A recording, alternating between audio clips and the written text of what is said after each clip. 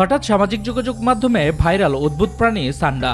মধ্যপ্রাচ্যে প্রবাসী বাংলাদেশিরা সান্ডা ধরতে দৌড়াচ্ছেন এবং ভিডিও সোশ্যাল মিডিয়ায় ছড়িয়ে পড়ছে, যা নিয়ে হাস্যরসে মেতেছে নেটিজেনরা। আসলে কি এই সান্ডা, আর কেনই বা হঠাৎ করে সামাজিক যোগাযোগ মাধ্যমে ভাইরাল হয়েছে? সান্ডা আসলে একটি টিকটিকি জাতীয় সরীসৃপ, যার বৈজ্ঞানিক নাম ইউরোমাস্টিক্স। এটি দেখতে গুইসাপের মতো হলেও তুলনামূলকভাবে ছোট এবং মোটা, এবং এর খাঁজযুক্ত লেজ আত্মরক্ষার কাজে ব্যবহৃত হয়। মূলত আফ্রিকান এবং মধ্যপ্রাচ্যের মরু অঞ্চলে বসবাসকারী এই প্রাণীটি তৃণভোজী, যা আরবে ব্যাপক জনপ্রিয় খাবার। সামাজিক যোগাযোগ মাধ্যমে ছড়িয়ে পড়া ভিডিওগুলোতে দেখা যাচ্ছে প্রবাসীরা মরুভূমির বালির মধ্যে দৌড়ে সান্ডা ধরতে চেষ্টা করছে, এবং কেউ কেউ মজা করে বলছেন সান্ডা না ধরলে চাকরি যাবে, অথবা সান্ডা না পেলে ভিসা ক্যান্সেল। এলএমই সার্টিফাইড বিশ্বসেরা কপারে তৈরি ওয়ালটন কেবলস, যা আপনার স্থাপনাকে রাখবে সব সময় নিরাপদ।